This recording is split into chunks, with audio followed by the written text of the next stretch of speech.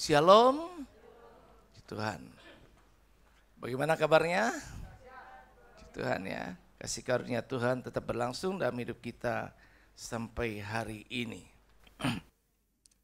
Bapak Ibu Saudara yang kekasih, hari ini saya coba mau sharing firman Tuhan.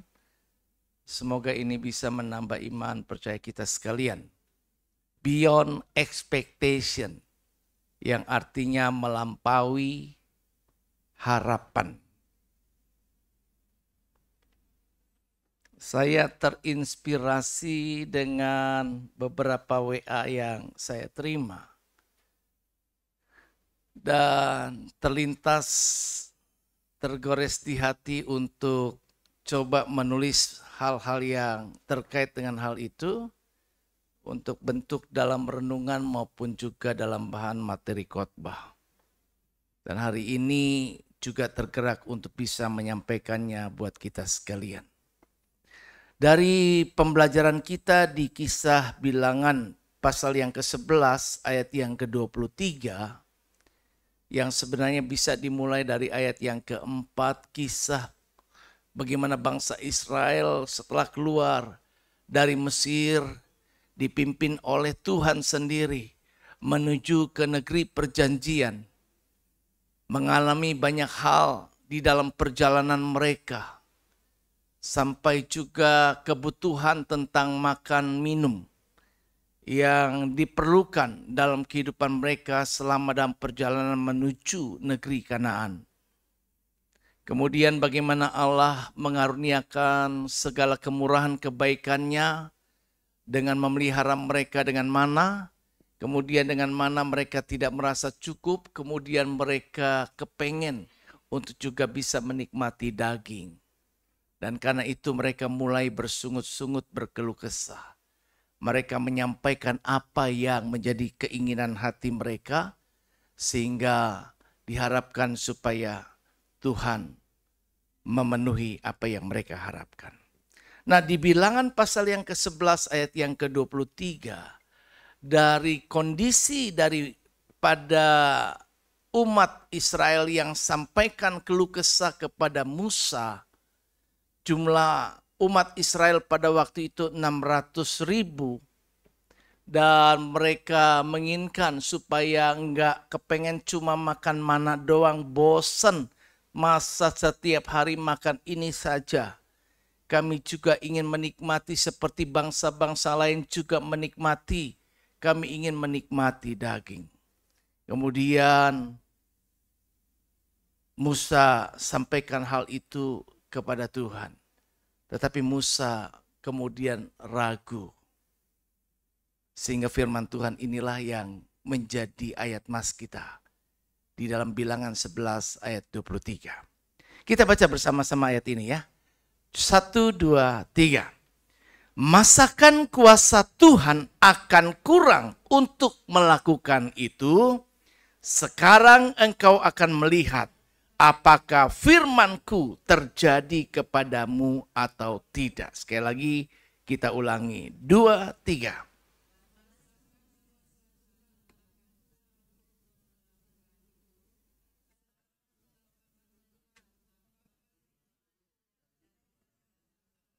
Ya, sekali lagi ya, semuanya kalau boleh ya. Kita coba bacakan ini, karena dari perkataan kita mendengar firman dan timbul iman. 2, 3.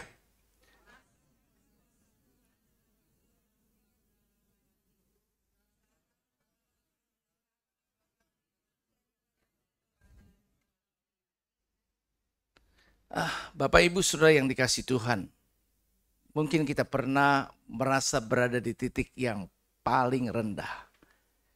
Titik di mana kita lelah secara rohani, bukan cuma secara fisik begitu, tapi juga mungkin iman kita mulai merosot. Mungkin saat doa terasa bergema, tidak berbalas, tidak berjawab. Saat kebutuhan menumpuk, mendesak, menekan, tapi jawaban doa kita belum juga nampak terlihat. Bangsa Israel pernah mengalami hal-hal yang seperti itu. Di situasi seperti itu mereka berseru karena lapar. Tapi cara mereka berseru tentu tidaklah indah karena hal itu membuat Musa juga geram. Dan terlebih Tuhan yang juga bisa membuat marah. Kenapa Tuhan marah? Karena bagaimana dari sisi Tuhan, Ia telah melakukan apa yang terbaik bagi umatnya, tetapi umatnya tidak tahu bersyukur, yang selalu dia lihat sisi negatif, dan tidak bisa mempercayai, tidak bertumbuh dalam iman, bahwa ternyata mereka sudah dibawa daripada mujizat demi mujizat, sehingga mereka bisa sampai pada saat itu. Mereka mengeluh, mereka meragukan, bahkan mereka menyesali perjalanan bersama dengan Tuhan. Kenapa Tuhan bawa kami ke sini? Apa enggak ada kuburan di Mesir sehingga kami harus binasa di sini? Kenapa Tuhan bawa kami di sini sehingga kami cuma bisa makan yang begini doang? Padahal ketika kami ada di Mesir, kami bisa menikmati banyak hal. Musa pun pemimpin yang begitu akrab, dekat dengan Tuhan. Kemudian dengan situasi yang ada di sekitarnya, kondisi yang menekan, kemudian mulai meragukan Tuhan juga. Masa bagaimana ya kalau umat ini minta daging, berapa banyak itu yang harus dikorbankan untuk bisa memenuhi daging yang diminta oleh sejumlah 600.000 daripada umat Tuhan ini. Apa mungkin bisa? Dan Tuhan yang menyelidiki hati kita sekalian, Dia tahu jalan pikiran kita, hati kita, demikian pun Musa. Karena itu Tuhan bilang, ya, masakan kuasa Tuhan kurang untuk melakukan itu? Artinya masa aku gak berkuasa? Masa aku gak bisa? Sehingga engkau meragukan aku. Lihat, nanti engkau akan lihat bagaimana kuasaku akan dinyatakan. Dan aku bisa melakukan semua hal itu. Nah, kalimat ini sebagai pukulan lembut tentunya yang membangun iman kita sekalian. Tuhan sedang berkata bahwa engkau belum melihat siapa aku sebenarnya. Aku bukan Allah yang hanya cukup, tetapi aku adalah Allah yang bisa melampaui segala akal pikiran manusia. Hari ini Tuhan ingin kita melihat melalui kisah ini bahwa pertama tentunya Tuhan tetap menjawab keluhan umatnya. Kendati orang berkeluh kesah, berdoa menyampaikan sesuatu kepada Tuhan, Tuhan tetap menyendengkan telinganya kepada umatnya. Dan Tuhan mengingatkan bahwa kuasanya tidak pernah berkurang. Dia mampu, Dia sanggup untuk menjawab segala apa yang menjadi kebutuhan dan seru doa kita. Lagu pujian berkata, Dia hanya sejauh doa. Hal yang kedua, kita juga akan bisa melihat saat kita mulai ragu seperti Musa juga, Tuhan mengingatkan bahwa kuasanya itu tidak pernah akan berkurang yang bisa membuat Ia tidak mampu untuk menolong. Hal yang ketiga, bahwa Tuhan juga menjawab dengan caranya sendiri, tidak bisa didikte dengan cara ataupun pikiran manusia. Kemudian hal yang terakhir, bahwa Tuhan adalah Tuhan yang melampaui harapan. Bahwa Dia bisa memberi lebih dari yang kita doakan. Keempat hal inilah yang Tuhan ingin supaya kita belajar pada hari ini melalui tema Beyond Expectation, melampaui harapan. Nah, mari kita masuk lebih dalam dan melihat satu persatu bagaimana Tuhan yang sama, yang dulu menjawab menolong di padang gurun, yang juga hari ini dan selanjutnya sedang berkarya di dalam hidup kita masing-masing. Hal yang pertama yang bisa kita pelajari adalah bahwa Tuhan menjawab keluhan umatnya. Doa-doa yang sekalipun itu disampaikan dalam bentuk keluhan. Bahkan doa-doa yang disampaikan kepada Tuhan dengan hal yang tidak terucapkan lagi karena betapa beratnya beban kehidupan. Sebagaimana Bilangan pasal yang ke-11 ayat 4-6 berkata, orang-orang bajingan yang ada di antara mereka kemasukan nafsu rakus. Dan orang Israel pun menangislah pula serta berkata, siapakah yang akan memberi kita makan daging? Kita teringat kepada ikan yang kita makan di Mesir dengan tidak bayar apa-apa. Kepada mentimun dan semangka, bawang pre, bawang merah dan bawang putih. Tetapi sekarang kita kurus kering. Tidak ada sesuatu apapun kecuali mana ini saja yang kita lihat. Itulah doa yang disampaikan, itulah keluh kesah yang disampaikan, dan Tuhan mendengar dari langit keluh kesah daripada umatnya. Padahal Dia telah menunjukkan kasih karunia dan melakukan apa yang terbaik bagi umatnya sejauh itu, di mana Tuhan bermaksud untuk membebaskan umatnya dari kondisi perbudakan di Mesir dan memberikan sebuah harapan baru akan kehidupan hari depan yang penuh dengan harapan. Tetapi sayangnya umatnya tidak bisa bertumbuh dalam iman kepada Tuhan meskipun Tuhan telah menyatakan dari berbagai peristiwa mujizat demi mujizat yang terjadi dalam perjalanan mereka. Nah, keluhan terjadi biasanya adalah saat kita melupakan kebaikan Tuhan. Kadang kita bisa lupa kebaikan Tuhan. Orang lebih cenderung biasanya yang negatif atau yang kurangnya lebih diingat daripada masa-masa baik dan indahnya. Hidup manusia itu dinamis. Ada kadang-kadang dia ada di atas, kadang di bawah. Tapi ketika dia ada di atas, ketika dia ada di bawah, dia lupa bahwa ada pernah situasi di atas. Mereka pernah bisa menikmati kebaikan, mereka pernah bisa menikmati segala yang terbaik. Ujian yang dihadapi oleh Ayub itu menjadi sebuah ujian yang amat berat dalam sejarah kehidupan manusia. Sampai pada titik terakhir, Ayub pun mengalami keadaan yang buruk pada dirinya. Bukan semua yang dia miliki saja habis, tetapi tubuhnya pun juga begitu menjijikan. Sehingga pasangan hidup istrinya juga berkeluh kesah. Kutuki Allahmu, ngapain lagi engkau percaya kepada Allah yang kejam seperti ini? Tapi Ayub mampu berkata, masakan kita mau terima yang baik saja tanpa mau terima yang buruk? Dalam hidup kita perlu belajar.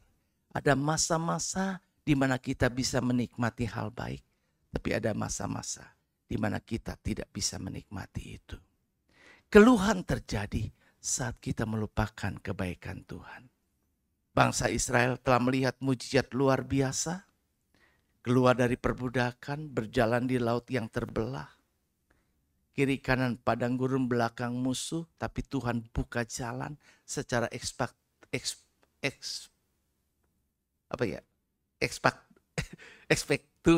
kayak gitu ya. Jadi saya kesel diimpet gitu. Spektakuler, sorry. Jadi secara spektakuler, secara luar biasa, secara ajaib, sampai belum pernah terjadi sampai hari ini. Apa yang pernah terjadi di masa lampau? Dipelihara dengan mana dari surga. Namun saat rasa bosan, jenuh, ada keinginan pribadi muncul yang rasa tidak puas, kepengen lebih, dan lain sebagainya. Maka mereka mulai mengeluh, mereka mulai melupakan anugerah yang telah Tuhan berikan sebelumnya, bahkan sampai pada saat itu. Jadi kita belajar, yuk jadi orang, jangan melupakan kebaikan Tuhan. Firman Allah berkata, hitung berkat-Mu satu-satu. Disuruh apa?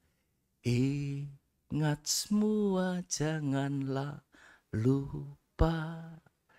Hitung semua.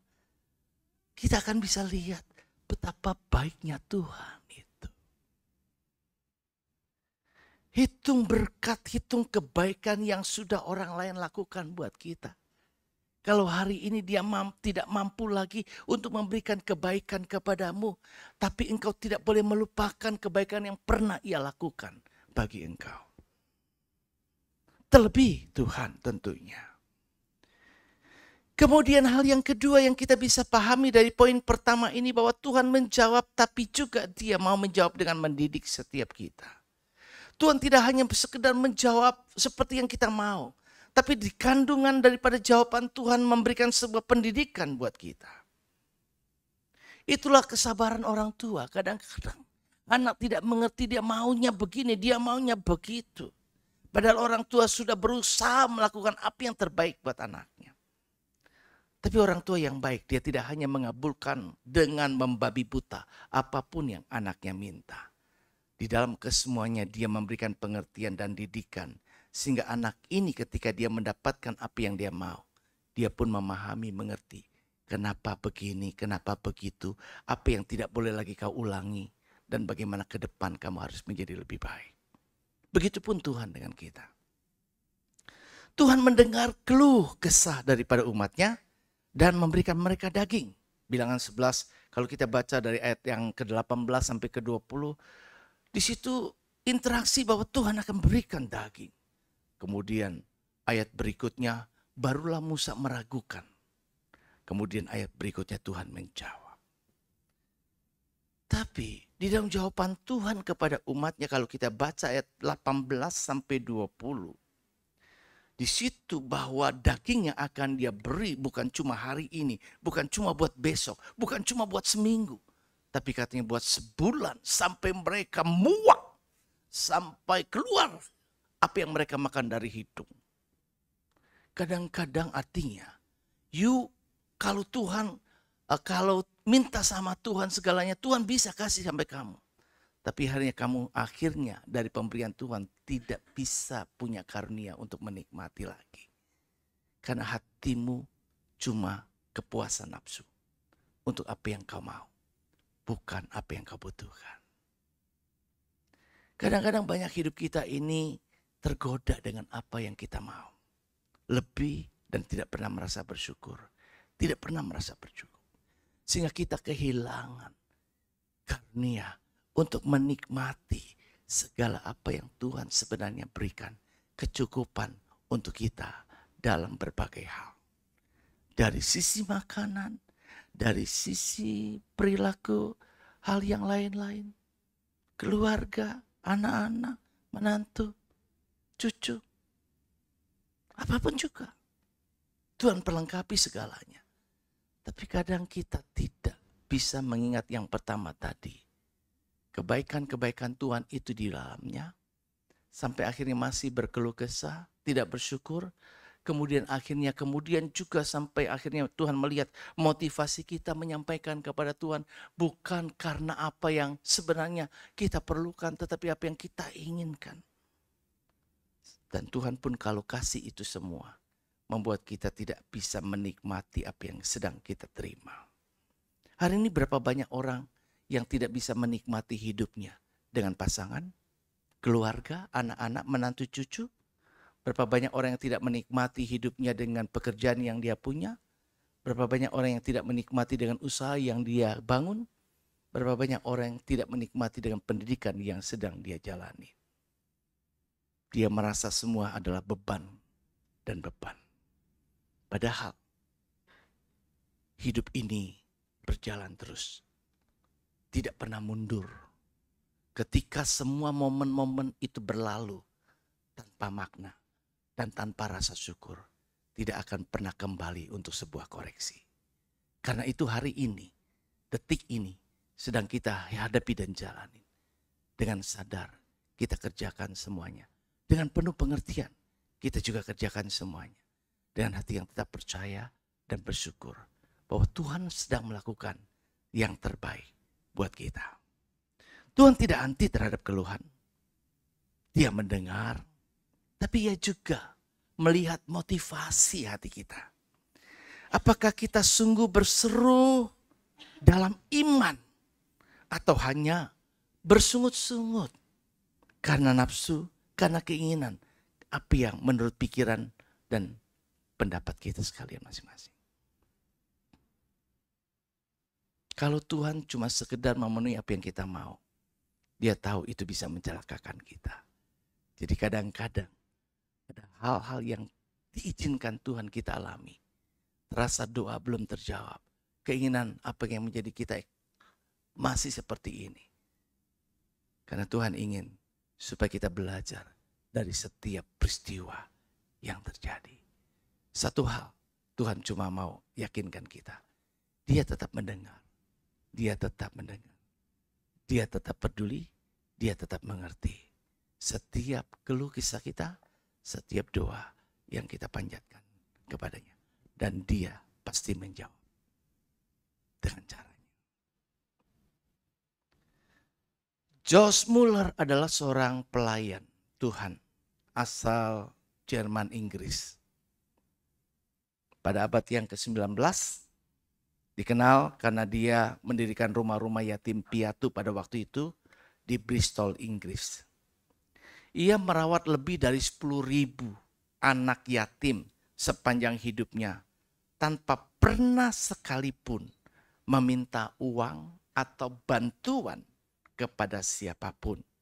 Dia mengandalkan Tuhan dan dia hanya berdoa kepada Tuhan atas semua yang diperlukan bagi anak-anak pantinya. Suatu pagi di rumah panti piatu itu, Josh Muller tidak memiliki makanan untuk memberi sarapan kepada ratusan anak yang sudah duduk di meja makan. Tidak ada roti, tidak ada susu.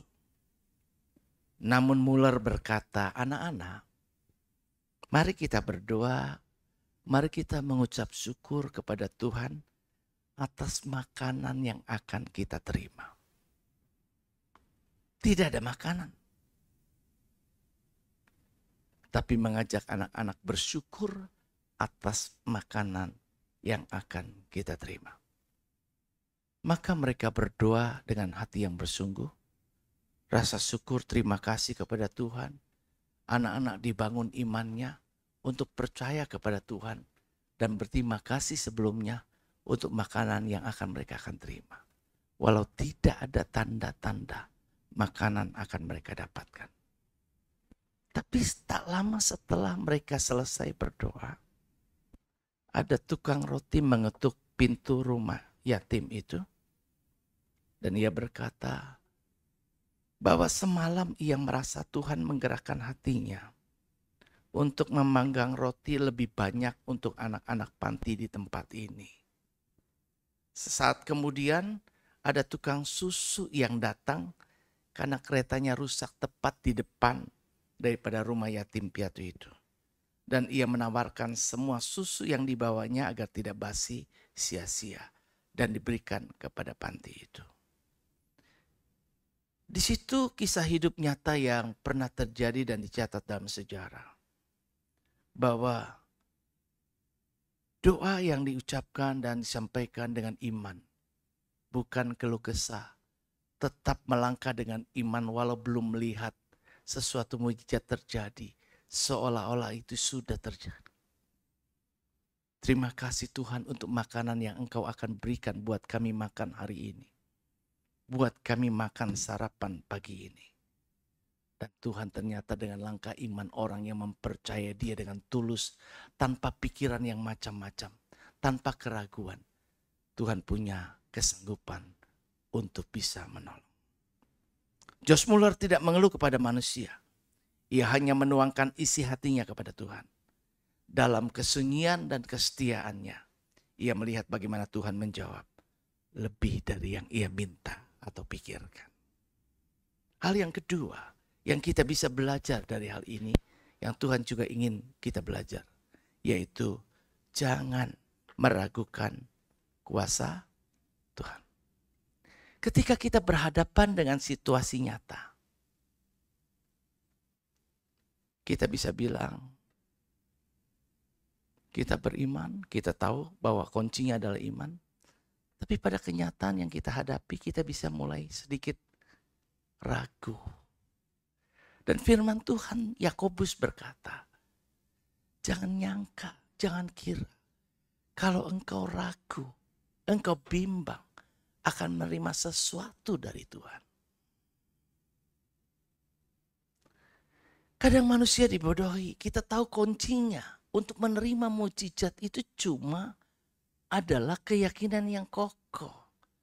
Karena rumusan Yesus itu adalah jadilah sesuai dengan imanmu. Ketika iman kita tidak percaya bahwa itu terjadi, maka yang terjadi ketidakpercayaan kita itulah yang terjadi. Karena itu belajarlah beriman yang baik. Beriman yang positif. Jangan beriman yang negatif. Kalau nggak mau yang negatifnya terjadi pada kita. Karena hukum Tuhan jadi sesuai dengan imanmu. Kalau iman kita tidak meragukan Tuhan dan percaya penuh kepada Tuhan, bahkan Dia Tuhan yang berotoritas di atas segalanya, dan Tuhan bahkan juga di atas hukum manusia, hukum yang berlaku saat ini, karena Dia adalah hukum itu dan Dia pembuat hukumnya. Sehingga kita tidak mendikte Tuhan seperti peristiwa yang pernah dialami oleh Petrus dalam penglihatan tentang makanan yang haram. Sepengetahuan Petrus bahwa makanan ini haram dan tidak salah menurut manusia. Bahwa Petrus tidak mau makan yang haram itu. Tetapi satu hal Tuhan ajar, kalau Tuhan nyatakan halal, engkau tidak harus menyatakan itu haram. Kalau orang-orang Yahudi ngotot hari Sabat nggak boleh berbuat sesuatu apapun, dan Yesus melakukan pertolongan, mujizat dan banyak hal yang lainnya di hari Sabat, kemudian dipermasalahkan, Yesus berkata, aku ini Tuhan di atas hari Sabat. Artinya Tuhan nggak bisa didikte dengan ketentuan manusia. Dan Tuhan ingin iman kita seperti itu dan tidak pernah meragukan. Logika Musa menghitung berapa banyak hewan yang harus dikorbankan. Berapa banyak ikan, berapa banyak hewan-hewan yang lainnya. Yang harus dikorbankan untuk memenuhi 600.000 umat Tuhan ini. Apalagi umatnya lagi rakus sekali, makannya banyak. Bagaimana? Dari mana hal itu bisa terjadi? Logika gak nyampe. Musa yang sudah dekat sama Tuhan aja bisa ragu loh. Di Bilangan 11 ayat 21-22 berkata begini. Lalu berkatalah Musa, 600.000 orang berjalan kaki adalah bangsa yang ada di tengah-tengah aku. Namun engkau sendiri berfirman, aku akan memberi mereka daging sehingga mereka makan sebulan lamanya. Dapatkah cukup banyak domba dan lembu disembelih bagi mereka? Atau dapatkah dikumpulkan baginya segala ikan di laut supaya mereka cukup? Ini disampaikan kepada Tuhan, Sang Pencipta langit, bumi, laut, dan segala isinya. Kepada Allah yang Maha Kuasa. Musa lupa bahwa ia pernah dengan tongkat saja bisa membuat jalan saat tidak ada jalan. Dengan membelah laut teberau.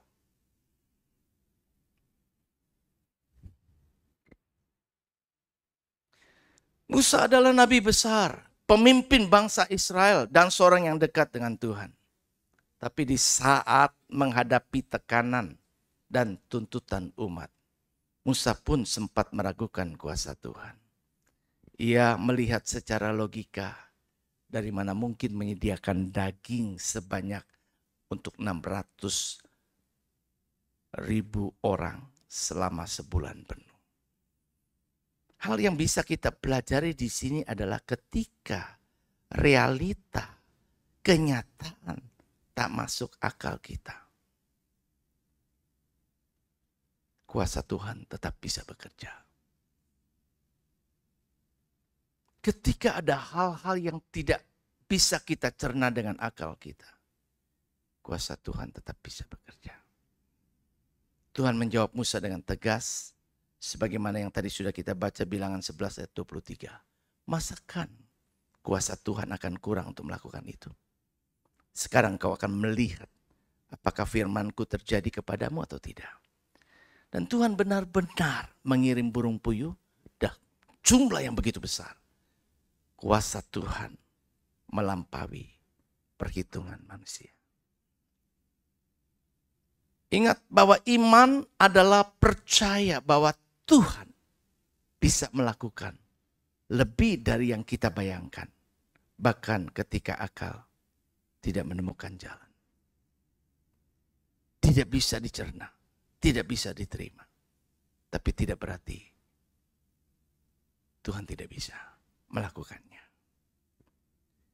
Kita kenal berkali-kali menjadi sebuah contoh yang baik Nick Vujicic. Lahir tanpa tangan dan kaki karena kelainan langka. Dia mengalami penyakit Tetra Amelia Syndrome. Masa kecilnya penuh penderitaan sekali. Dia merasa rendah diri dengan kondisi fisik yang cacat begitu. Dia pernah mengalami keputusasaan yang luar biasa sampai akhirnya terlintas keinginan untuk bunuh diri. Mengakhiri hidupnya. Ia melihat masa depannya tidak ada sesuatu harapan untuk bisa menikmati kehidupan yang baik. Apa yang bisa aku lakukan dengan tidak ada tangan, dengan tidak ada kaki?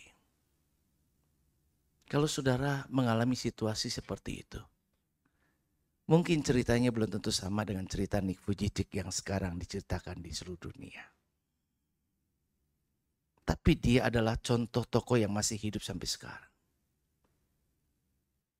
Walaupun dulu ia merasa tidak ada harapan dan mempertanyakan kuasa Tuhan.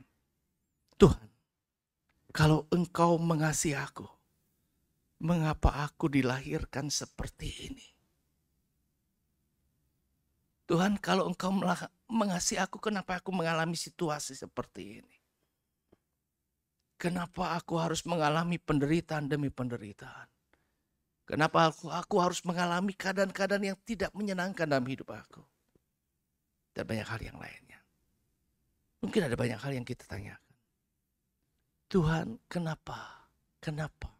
Dan kenapa? Namun ternyata Tuhan membuktikan justru di tengah keterbatasan fisik total itu, kuasa Tuhan bekerja luar biasa pada kehidupan Nick Vujicic. Nick akhirnya belajar berserah. Dia belajar percaya kepada Tuhan. Dan dia belajar untuk melakukan bagiannya. Ia coba berusaha untuk hidup mandiri. Dia coba berusaha mengasah keterampilan dari apa adanya dia. Dia percaya Tuhan tidak pernah membuat kesalahan. Ia menemukan bahwa hidupnya punya tujuan khusus yang lebih besar daripada sekedar tubuh fisik yang ia hadapi dengan segala kekurangan yang luar biasa. Mungkin kita perlu merenung ketika kita ada dalam situasi sekarang ini, apapun situasi itu. Pahami kenapa aku diizinkan Tuhan ada di situasi ini. Pasti ada rencana, pasti ada maksud. Dan Tuhan belum selesai ketika kita belum mati. Dia masih belum selesai dengan kita. Dia masih sedang bekerja, berkarya dalam hidup kita. Biarlah kita menjadi hati yang lembut, yang mau dibentuk Tuhan. Biarlah kita mau mengalami proses Tuhan untuk makin disempurnakan sebagai ciptaan yang mulia di hadapannya. Nick akhirnya menemukan Tuhan. Dan ketika dia menemukan Tuhan dan mengalami Tuhan, dia mengalami transformasi hidupnya. Dia tidak cuma hidup sebagai label Kristen, orang percaya. Tapi orang-orang yang benar percaya penuh kepada Tuhan dan bergantung 100% kepada Allah. Sehingga akhirnya dia mampu melakukan banyak hal yang seharusnya bisa dilakukan oleh orang-orang yang sempurna. Tapi dengan tubuh diri yang cacat, dia bisa juga melakukannya. Sampai akhirnya dia bisa berhasil. Sejarah mencatat hari ini Nick Vujicic telah menjadi motivator dan penginjil dunia yang luar biasa. Hari ini Dia telah berbicara di hadapan jutaan orang. Lebih dari 70 negara yang dia bisa layani. Bahkan dia menjadi sumber inspirasi bagi mereka yang merasa tidak berharga atau tidak sanggup lagi. Nick berkata dalam bahasa Inggrisnya, "If God can use a man without arm and leg to be his hand and feet, then he will certainly use any willing heart." Kalau Tuhan bisa menggunakan orang tanpa tangan dan kaki menjadi tangan dan kakinya, maka ia tentunya akan bisa memakai setiap hati yang mau dipakainya dengan segala kekurangan yang ada. Jadi yang Tuhan cari bukan orang sempurna. Yang Tuhan cari bukan orang hebat. Yang Tuhan cari bukan orang yang bisa. Tapi orang yang mau dipakai dia. Ketika Nick menemukan Tuhan dan menyerahkan hidup kepadanya. Tuhan, ini aku. Pakai aku dengan apa adanya aku. Maka Tuhan bisa mempermalukan orang-orang yang merasa sempurna hebat. Karena Nick bisa lebih daripada orang-orang itu. Sekali lagi, poin kedua apa? Jangan pernah meragukan kuasa Tuhan. Dia bisa bekerja dalam segala situasi dan di musim kehidupan kita. Yang ketiga, kita belajar bahwa Tuhan menjawab dengan cara tak terduga. Bilangan 11 ayat 31. Lalu bertiuplah angin daripada Tuhan. Angin itu mendatangkan burung puyuh dari arah laut dan menjatuhkannya ke atas perkemahan. Tuhan bisa membuat dan mengirim burung-burung puyuh. Ketika Elia ada di situasi yang sulit, dia dipelihara oleh burung gagak. Luar biasa. Anak-anak Tuhan yang percaya, hamba-hambanya. Kita pun percaya bahwa betapa Tuhan bisa melakukan banyak hal yang lain. Ketika Tuhan mengizinkan saya di situasi yang terpuruk, saya pernah mengalami ada orang yang tanpa saya duga, kemudian tiba-tiba bilang saya, coba berobat ke Sinseh. Dia kasih alamatnya, nomor teleponnya, dan gak cukup cuma itu. Tanpa terduga dia kirim juga bukti transfer 10 juta. Untuk saya berobat. Dia tidak hanya suruh saya untuk pergi ke Sinseh, tetapi dia membiayai biaya ke Sinseh. Bulan berikutnya 10 juta dia kirim. Berikutnya setelah proses lebih 7,5 juta. Sampai waktu Tuhan bicara kepadanya dia berhenti. Dan saya berhenti dengan langkah iman. Saya sembuh total. Dari kesemutan 24 jam yang cacat harusnya seumur hidup. Bisa pulih karena sebuah iman. Allahku sempurna. Dia mengerjakan sempurna.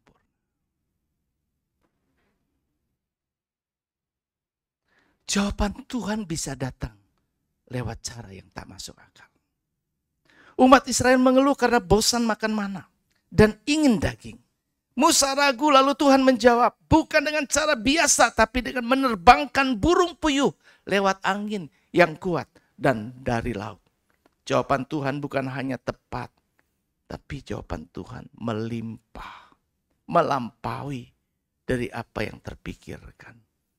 Tuhan memang tidak selalu menjawab sesuai ekspektasi kita, tapi selalu sesuai dengan hikmat dan kuasa. Kalau ukuran kuasa kita terbatas, kita ukur Tuhan dengan akal kita. Sebesar akal pikiran kita, kita ukur Tuhan sebesar itu. Tapi sebenarnya Tuhan tidak ditentukan dengan akal pikiran manusia yang terbatas.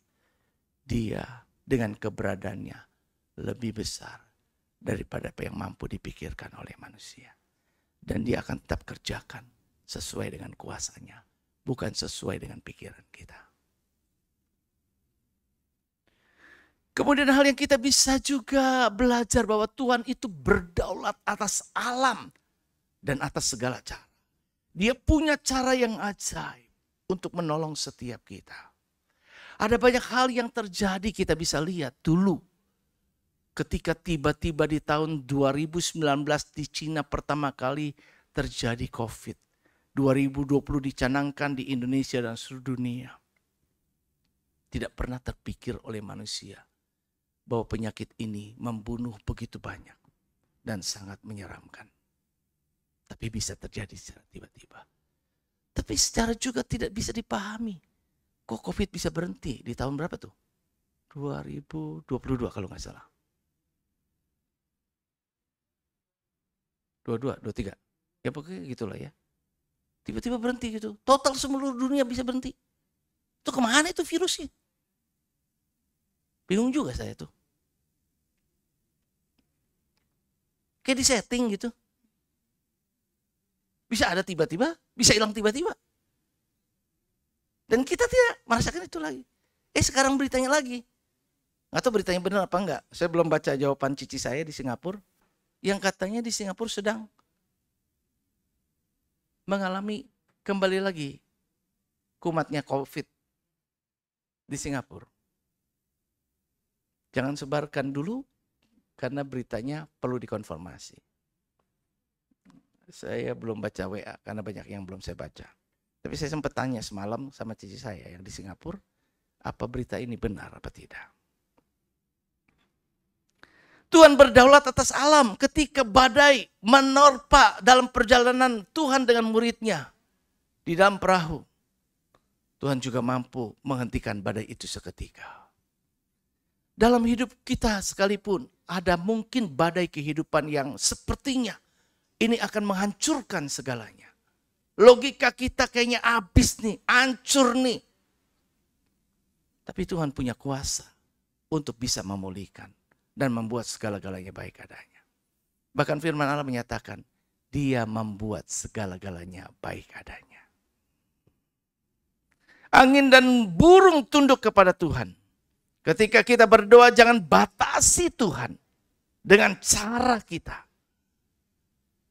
Tuhan bisa pakai angin, orang asing, kejadian tak disangka, bahkan musuh untuk menjawab doa kita. Yesaya 55 ayat 8 dan 9 berkata begini. Sebab rancanganku bukanlah rancanganmu sejauh langit dari bumi. Demikianlah jalanku dari jalanmu. Ada banyak cara-cara Tuhan yang tidak masuk akal dan tidak masuk dalam perhitungan kita. Tapi seringkali kita berdoa sama Tuhan. Bukankah kita berdoa minta sama Tuhan dengan begitu detail dengan cara yang kita harapkan. Begini Tuhan, begini Tuhan. Saya sudah lakukan ini Tuhan. Biarlah hal ini berhasil Tuhan. Yang ini bisa di ini Tuhan. Yang ini bisa begitu Tuhan. Tuhan gak bisa didikte dengan apa yang kita mau. Dia punya caranya yang ajaib. Dia bisa bekerja di saat kita berpikir kayaknya gak mungkin sekalipun. Saat jawaban belum terlihat, tetap percaya Tuhan sedang bekerja. Saat jawaban tidak sesuai dugaan, jangan kecewa, percayalah itu yang terbaik bagi kita. Belajarlah untuk tidak mengatur cara Tuhan menjawab kita. Tapi siapkan hati untuk menerima apapun yang Tuhan kerjakan dalam hidup kita. Jadilah orang yang lembut, yang terus mau dibentuk sama Tuhan. Dan orang yang tetap percaya. Di balik setiap peristiwa ada maksud baik Tuhan dalam setiap kita. Kalau tidak, Dia tidak akan pernah izinkan itu kita hadapi. Tidak ada satu peristiwa yang tidak diizinkan, yang bisa terjadi tanpa seizin Tuhan. Dan tidak ada satu peristiwa hal apapun juga yang di luar sepengetahuan Tuhan. Karena Tuhan Maha tahu. Heidi Baker adalah seorang misionaris dan pendiri Iris Global Ministries yang melayani di daerah miskin dan terpencil di Afrika, khususnya di daerah Mozambik. Dalam banyak situasi ekstrim, mereka sering mengalami kekurangan makanan, tidak ada dana, sakit keras, bahkan ancaman kematian. Heidi dan timnya berulang kali mengalami jawaban Tuhan yang tak terduga. Pada suatu masa yang sulit, Iris Ministry kehabisan makanan untuk ratusan anak yatim piatu yang mereka pelihara. tidak ada supply, tidak ada uang, tidak ada kemungkinan makanan datang tepat waktu. Tim pun sudah mulai putus asa, putus harapan. Tapi Hedi sebagai seorang tokoh yang percaya sama Tuhan, dia berkata kepada orang-orang itu, kami tetap menyiapkan piring-piring kosong. Di meja makan, anak-anak berkumpul dan kami mulai memuji Tuhan. Rasa syukur terima kasih kepada Allah yang murni dengan iman percaya kepadanya akan pemeliharaannya. Maka beberapa saat kemudian truk makanan datang dari organisasi kemanusiaan yang bahkan tidak mereka hubungi, tidak mereka ketahui. Mereka berkata, kami merasa harus kirim ke sini hari ini. Tuhan menjawab doa mereka. Bukan dengan cara yang bisa direncanakan atau dijelaskan secara logika. Tapi melalui kuasa dan waktunya Tuhan sendiri. Hedi dan tim tidak tahu dari mana makanan akan datang. Tapi mereka tetap percaya dan mempersiapkan piring kosong. Bahwa Tuhanlah yang akan menyediakan. Tuhan menjawab lebih melalui sumber yang tak disangka. Sama seperti bangsa Israel yang juga menerima burung puyuh dari laut melalui tiupan angin. Nah, Tuhan sering menjawab doa kita dengan cara yang melampaui logika dan rencana manusia.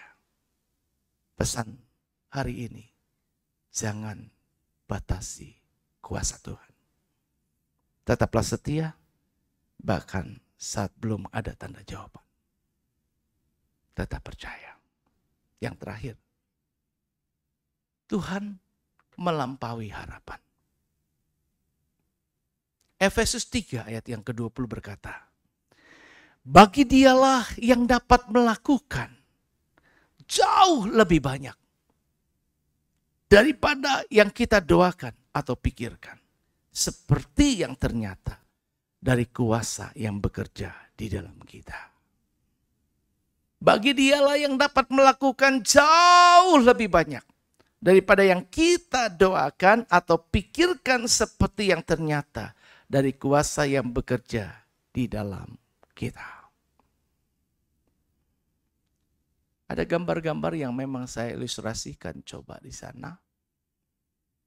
Dengan teknologi AI. Musa tersenyum melihat akhirnya umat mengumpulkan daging. Luar biasa. Tuhan tidak terbatas oleh harapan manusia. Manusia terbatas dalam berpikir, merencanakan, dan berharap. Tapi Tuhan tidak terbatas. Bahkan ketika kita sudah menyerahkan permohonan dengan iman sekalipun, Tuhan seringkali menjawab jauh lebih besar, lebih luas, lebih dalam dari apa yang dapat kita bayangkan. Ada lagu pujian yang kita tahu liriknya cukup indah. Walaupun ada sedikit hal yang tidak setuju buat saya. Tak selalu Tuhan menjawab doa, begitu ya? Saya yakin Tuhan selalu menjawab doa. Kalau dalam pengertian menjawab doa adalah tak selalu Tuhan mengabulkan doa, iya. Artinya belum tentu apa yang kita minta dikabulkan. Tapi Tuhan tidak pernah tidak menjawab. Karena bentuk jawaban Tuhan ada bisa tidak, ada bisa ya, ada bisa tunggu. Tapi dia pasti menjawab doa kita. Namun dia beri yang terbaik. Yes. Di waktu yang tepat, ya betul. Izinkanlah Tuhan untuk bekerja. Harus. Yang mustahil menjadi mungkin. Bukan karena keraguan. Tapi oleh karena percaya. Maka refnya Yesus mendengar. Lebih dari yang kita doakan. Yesus menjawab lebih dari yang kita harapkan. Dengan caranya. Di waktu yang tepat. Bukan melihat. Dia jadikan semuanya. Luar biasa. Ini lagu yang ditulis dengan iman. Ini lagu dengan pendalaman iman kepada Tuhan yang luar biasa. Penutup Jim Cymbala adalah seorang pendeta dari Brooklyn Tabernacle, gereja di New York yang dikenal karena kuasa doa dan pelayanan yang penuh mujizat. Salah satu kesaksian paling menggetarkan dari hidupnya yaitu berkaitan dengan anak perempuannya, Chrissy. Chrissy itu putri Jim dan Carol Cymbala. Ini putri memberontak kepada orang tuanya di usia dia masih remaja. Putri ini meninggalkan rumah, kabur, bahkan meninggalkan Tuhan, jauh dari Tuhan. Terjebak dalam kehidupan duniawi, seks bebas, narkoba, dan lain sebagainya. Hati mana orang tua yang tidak akan hancur melihat seorang anak putrinya hancur hidup keduniawian. Apalagi mereka adalah hamba Tuhan. Selama 2,5 tahun, Jim dan istrinya mengalami kesedihan, bahkan keputusasaan yang sangat mendalam. Karena sepertinya tidak ada perubahan hidup daripada anaknya. Satu ketika saya tergerak, terinspirasi untuk menyampaikan firman. Jangan pernah berusaha merubah orang. Karena itu bukan tugas kita. Satu ketika akan saya sampaikan ini.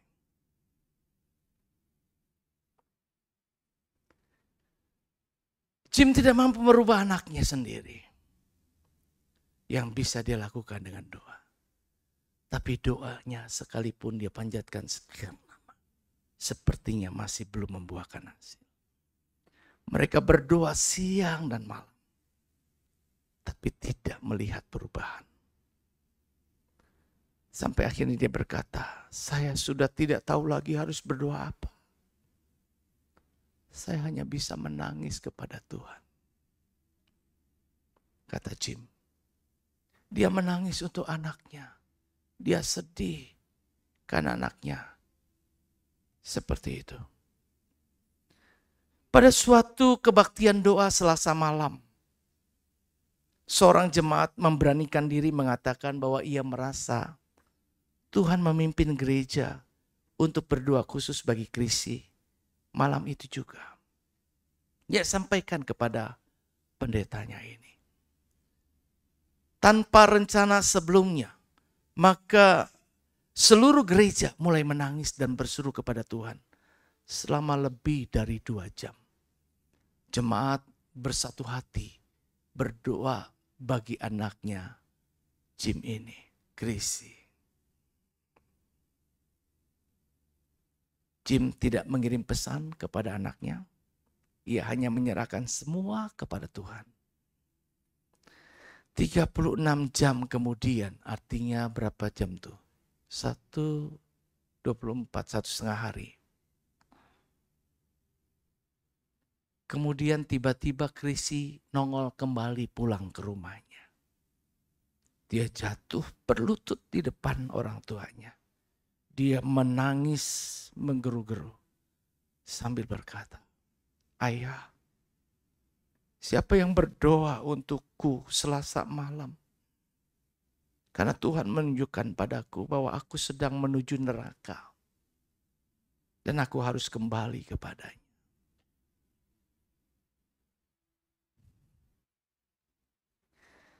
Jim sudah kehilangan harapan secara manusia. Tapi Tuhan bekerja dengan caranya sendiri. Di waktunya sendiri. Jawaban Tuhan melampaui harapan dan doa mereka. Bukan hanya mengembalikan anaknya. Bahkan sekarang anaknya melayani Tuhan sampai hari ini. Dari tersesat, terhilang. Kemampuan manusia terbatas, gak bisa ngerubah siapapun. Tapi doa bisa mengubah segalanya. Jika engkau ingin ada yang berubah, jangan gunakan akalmu. Jangan gunakan kekuatanmu. Gunakan Tuhanmu. Dia hanya sejauh doa. Amin. Tuhan memberkati. Mari kita bangkit.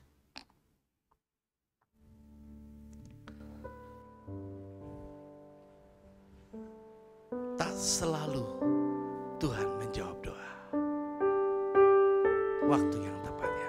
Yuk kita angkat lagu pujian ini. Yesus mendengar dia lebih dari.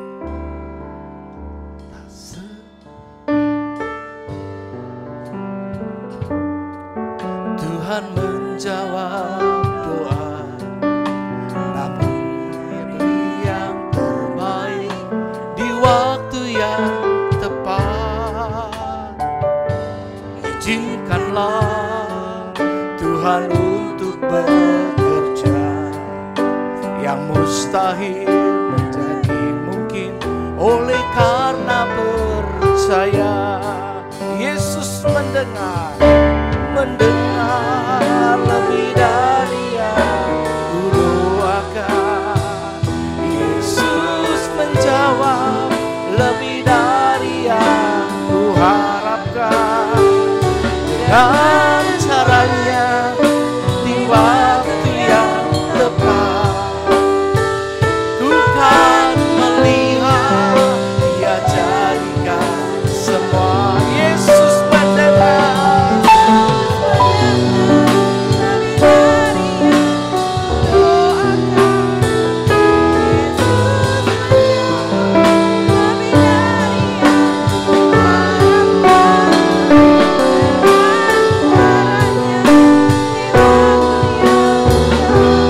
Perjamuan kudus, silakan ke depan. Sekali lagi Yesus mendengar lebih dari yang kudoakan. Yesus menjawab lebih dari yang kuharapkan. Dengan caranya di waktu yang tepat, jadikan semua. Ku kan melihat Dia jadikan. Ku kan melihat Dia jadikan semua.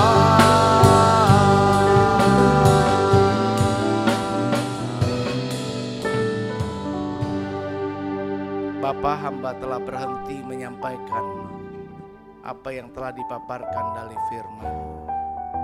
Dengan segala keterbatasan dan kekurangan, Roh Kudus menyempurnakan dan terus menambahkan iman percaya kami bahwa Engkau Tuhan bisa melampaui harapan manusia. Kuasa-Mu tak terbatas. Engkaulah penolong yang ajaib buat kami. Engkau bekerja menurut cara dan waktu-Mu, dan Engkau jadikan semuanya indah pada waktunya. Terima kasih untuk kasih Tuhan yang besar dalam hidup kami. Saat ini kami akan masuk dalam sakramen perjamuan kudus. Ya Bapa, layakan setiap kami, insan pribadi yang penuh dosa, salah, dan kekilafan. Siapakah kami ini sehingga Engkau memperhatikan kami? Kami adalah debu dan tanah. Kami adalah cacing-cacing yang tidak berarti, namun berharga di mata-Mu. Engkau mengasihi kami lebih daripada apapun juga, sehingga Engkau rela berkorban buat kami. Engkau mati menebus dosa kami. Sehingga siapakah kami yang tidak boleh menghakimi, yang tidak boleh Tuhan berbuat lebih daripada apa yang Tuhan punya kewenangan. Sesungguhnya kami tunduk kepadamu, kami taat kepadamu, dan kami menyerahkan hidup kami kepadamu. Bapa, kuduskan kami, layakan kami hamba-Mu yang melayani, layakan kami jemaat yang menerima, sehingga sakramen ini boleh berkenan di hadapan Allah. Segala kutuk dosa telah dipatahkan. Kami menerima pengampunan, kami menerima keselamatan, kami mendapat sebuah pengharapan yang baru akan hari depan yang penuh harapan. Terima kasih ya Bapa. Turunkanlah anugerah dan berkat-Mu atas roti dan anggur yang menjadi lambang tubuh dan darah Kristus, sehingga semua orang yang menerimanya dengan iman, mereka manunggal dengan Tuhan. Kami bersekutu bersama-sama dengan Tuhan dan dengan sesama melalui perjamuan kudus ini. Makasih Bapa. Ini doa kami kepadamu dalam nama Tuhan Yesus. Haleluya.